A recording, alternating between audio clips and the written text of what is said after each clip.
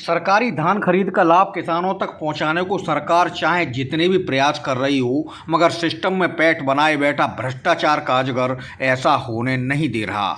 बरेली मंडल में हो रही धान खरीद में फिर गड़बड़ झाला सामने आया है। मंडलायुक्त संयुक्ता समद्दार ने खरीद केंद्रों का जब निरीक्षण किया तो अनियमितताएं उजागर हुई। इसे लेकर नाराज कमिश्नर ने धान खरीद में खेल कर रहे एक प्रभारी पर मुकदमा दर्ज करा दिया है।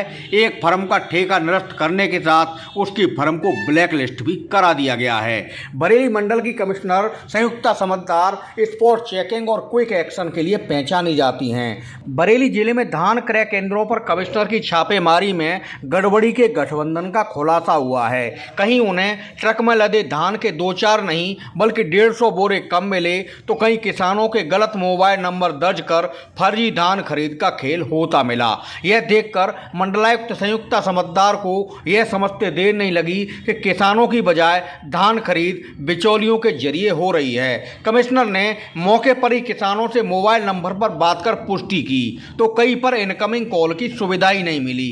किसान जसोदा देवी के मोबाइल पर नंबर मिलाया तो फोन किसी पुरुष ने रिसीव किया और साफ कह दिया कि उन्होंने कहीं कोई धान नहीं बेचा है। इस मामले में कमिश्नर के निर्देश पर यूपीएसएस इस्माइलपुर नरियावल मंडी के क्रय केंद्र प्रभारी के खिलाफ बरेली के थाना बिथरी में धोखाधड़ी, फर्जी किसानों के दस्तावेज तैयार करने और सरकारी धन के गोलमाल की धाराओं में एफआईआर दर्ज करा दी गई है। कमिश्नर ने फर्जी धान खरीद सामने आने पर नरियावल मंडी के दोनों सेंटरों पर तुरंत ही ताले डलवा दिए हैं। इतना ही नहीं, कमिश्नर संयुक्ता समद्दार ने ट्रक रुकवाकर उसमें लदे धान के बोरों की गिनती कराई तो वे काफ़ी कम निकले।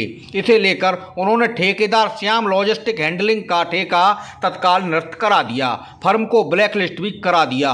इसके अलावा केंद्र प्रभारी को धान खरीद में लापरवाही बरतने के मामले में प्रतिकूल प्रविष्टि भी दे दी। उनको सरकारी खरीद से भी हटा दिया गया है। पुलिस अफसरों ने बताया है कि फर्जी धान खरीद मामले में केस दर्ज कर आरोपियों के खिलाफ कार्रवाई शुरू कर दी गई है।